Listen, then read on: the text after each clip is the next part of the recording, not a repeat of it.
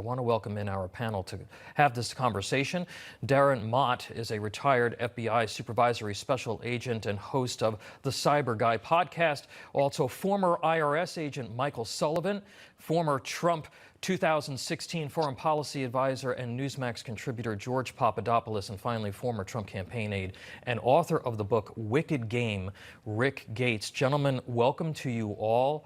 Darren, I want to start with you first. The FBI appears to be the weapon of choice for the American left to intimidate and destroy people for political gain. We've heard from several whistleblowers on Capitol Hill this week. We have new information coming from the Durham report. Your reaction, and how do we create greater accountability within the agency to protect the rights of every American? That's a great question. That's a great question. Thank you so much for having me. In my 20 years in the FBI, I spent 13 years in management and leadership as a supervisory special agent.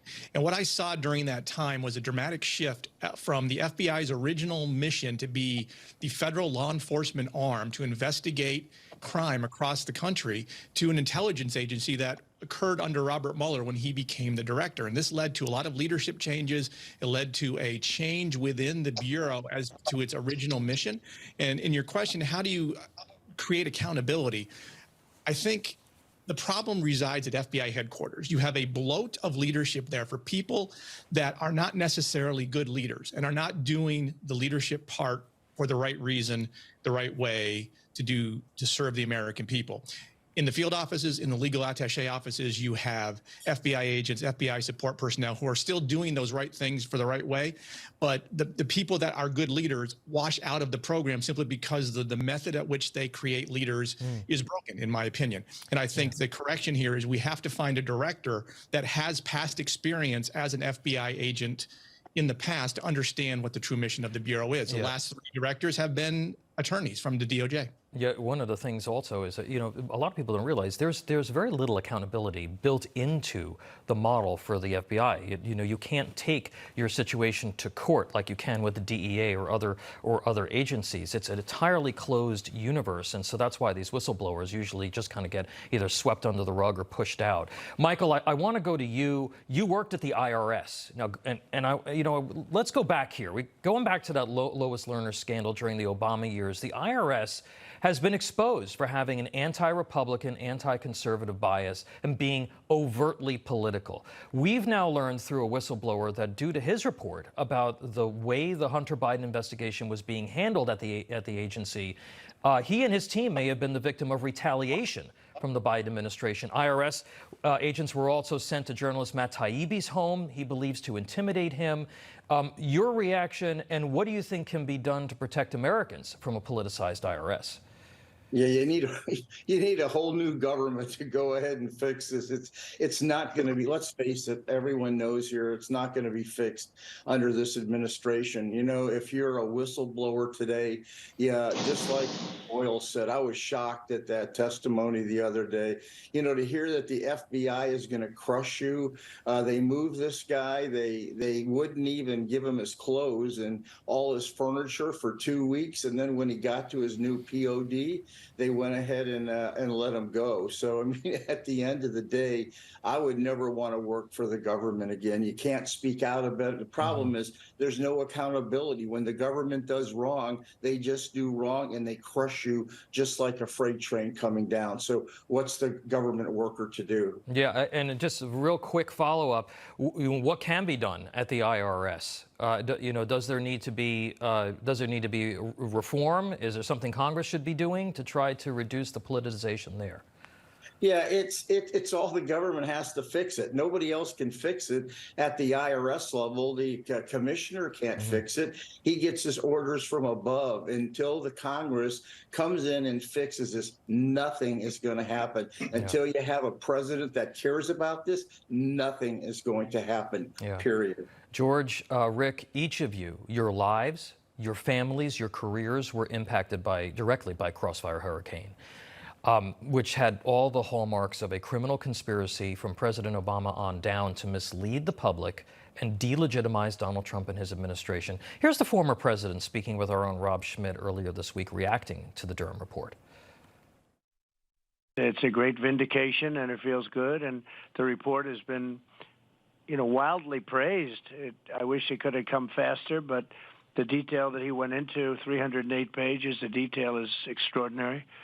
And all of these people, I guess you could call it treason, you could call it a lot of different things, but this should never be allowed to happen in our country again.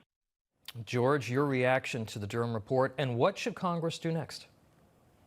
Well, thank you for having me, Tom. Look, this is a profound indictment of the U.S. intelligence agencies, and I think that the self-inflicted wound that the FBI did to itself based on the politicized leadership, not the rank and file, far outweighs what any foreign adversary could potentially have ever done to what should have been our premier law enforcement agency. When the Durham report came out, I had predicted many of the conclusions that we just saw recently that so many Americans had no idea even existed, including that this investigation should have never started. It was baseless, it was on no foundation, no evidence, and that it was really concocted not only by the Clinton campaign, but in collusion with the Comey FBI. The Comey FBI was not held accountable, and we saw the politicized intelligence agencies once again interfere in the 2020 election. This is why accountability matters.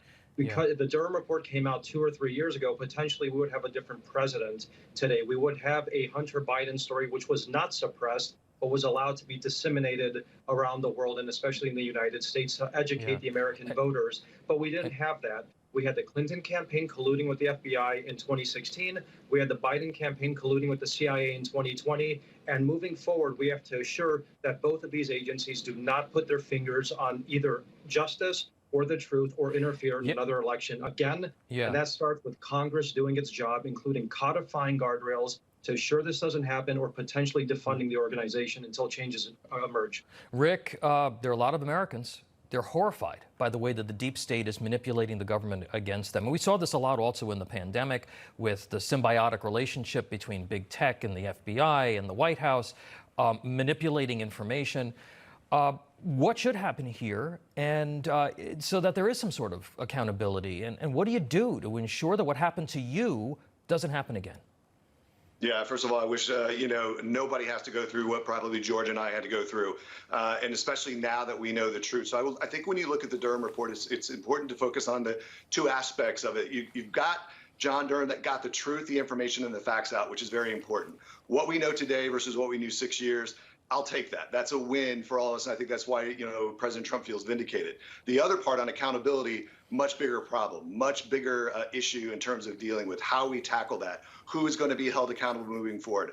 I'm pretty confident none of these people that were involved in this are going to be held accountable. I may be the pessimist in this. Maybe one day they will be. But right now, it's very frustrating to see people like Clapper, Brennan, Clinton, Comey all get off with a free pass just because they were part of the government politicization machine. What Congress can do, there are a few things that they can do, whether they'll do them or not. They can certainly pull the purse strings. That's going to be a little difficult because it's a divided Congress. They can change laws. They can change the laws that impact the FBI. Again, that's going to take both chambers. I don't know if we get there. But more importantly, they can increase the ability for whistleblowers to have protection. And I think this is one of the biggest things. When I was going through my situation, we had a number of good FBI agents that were talking about the corruption within the overall system. And they couldn't do anything with it. They had to protect their reputations, their careers, and their families. So I think the building blocks are there. I think if you get these whistleblowers out there to talk about this stuff, but make sure they have protections, that's something Congress can really do and help with. That's something that it really should be top on the agenda for Republicans in Congress to put a reform agenda in place, even if the Democrats won't vote on it, to ensure that there's some accountability here. All right, guys, I've got to go. Darren Mott, Michael Sullivan, George Papadopoulos, and Rick Gates. Gentlemen, thank you so much for being here. Appreciate you. Thanks, Tom. Thank you. Thank you.